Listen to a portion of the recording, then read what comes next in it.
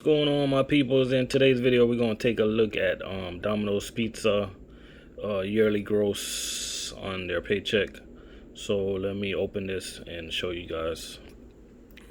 So here you go. As you can see it, I got this from a Domino's Pizza delivery driver, and last year he grossed $122,000, $122,965.94.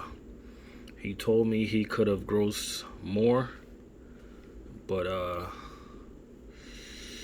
he was off for a little while for some reason. And there you go. He got 401k, dental, health, vision, all of that. So there you go.